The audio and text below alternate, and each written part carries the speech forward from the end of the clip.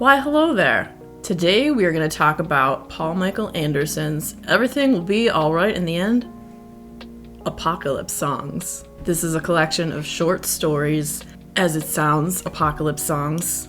Brings to mind pictures of end times and things falling apart, darkness and scariness. This is all of those things, but also there's light interwoven within and hope. And there's a subtle beauty that is within these stories, and there's some truly great ones. And I'll talk about a few of my favorites. As I've said before with short story books, you'll read it, you'll find the ones that you gravitate towards and that you love.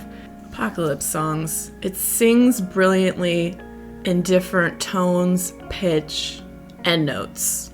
This collection of stories is a swirling of emotions and experience. It takes you on this journey to all these different places and situations and things that people go through and experience, the nuances of how the stories are told and the emotions that they invoke. Okay, so the author's last name is Anderson, and every time I hear the last name Anderson, I always think Mr. Anderson from The Matrix, the guy that's always chasing after Neo. Anyway, that's my fun 2 cents of how my brain works, like a freaking pinball all over the place. Let's get into some of my favorite stories from this, because there were some really, really great ones. Honestly, this book starts out with a bang. The first story was so good. And you know, sometimes you worry about having a story so great, it's like, uh-oh, are the other ones gonna stand up to it? Well, they do. They absolutely do. Each in their own unique way, their unique visions of their individualness in the stories that they tell. So the first story is called The Only Thing I Ever Wished for You. It's the story of this father who just had a daughter. He is freaking out because he's terrified to be a parent. He starts talking to this guy. The guy is basically like, what if you could have it so that your daughter never experienced any pain, you know, whether physical or emotional? And the father's like, well, yeah, of course I would do that. And the guy's like, would you take on that pain and feel it yourself? And he's like, yes. And then the story goes. And it was so good. The raw emotion of it is just superb.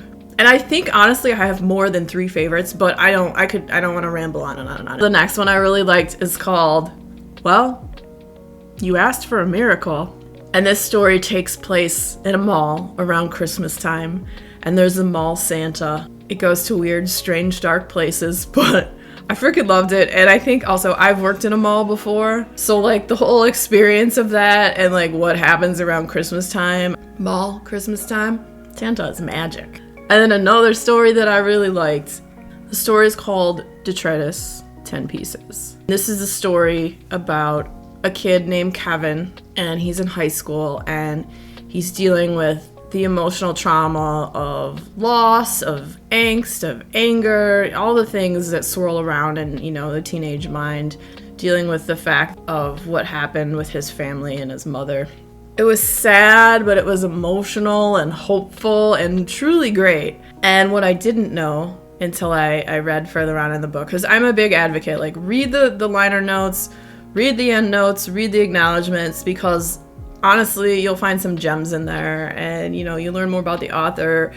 They might want to expand on something that happened in the book. And so at the end of this story notes, the author goes into what was behind the story, why certain things were written, where they've been shared before in different publications and whatnot. And this story is actually a continuation of his book that he wrote prior called Bones Are Meant to Be Broken. And it's the continuation of that story. And I thought that was really cool. And I learned that from the story notes.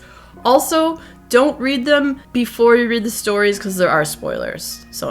And then he's also got some other stories that have like, there's one that's got a weird Creepshow vibe to it. If you ever saw any of the old Creepshow movies, there is weird interdimensional beings in some of them. And it's just a great collection of horror stories. Some very scary, some not as scary, but just like the emotional qualities to all of them was absolutely fantastic. I really like this. This is the first time I've ever read this author. I've really been getting into short stories. At some point, I'm probably going to do a video about books of truly fantastic short stories. So, this book, I gave it 5 stars. The storytelling was fantastic. The different themes and emotions and all the stuff that were interwoven with, you know, it's sad, they're apocalyptic, but there's all these threads of light and hope within them. The characters that you meet along the way, you'll find they have raw emotional qualities to them, and they're just written truly very well.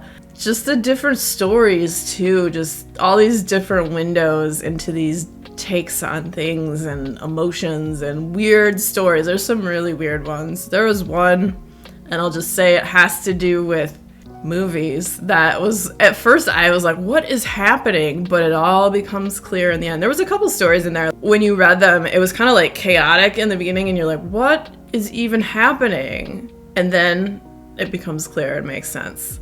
I really enjoyed this. This is another one. This book, Everything Will Be Alright in the End, Apocalypse Songs, came from the same publisher, Cemetery Gates Media, that Effects Vary by Michael Harris Cohen did. Two also short story books from the same publisher. They're freaking fantastic. Both of them I gave 5 stars. This book is awesome. If you like books about short stories, the next video coming up will be about short stories. If you had fun hanging out, boop that like button. Come back, see me again, and we'll talk about more bookish things and weird stuff.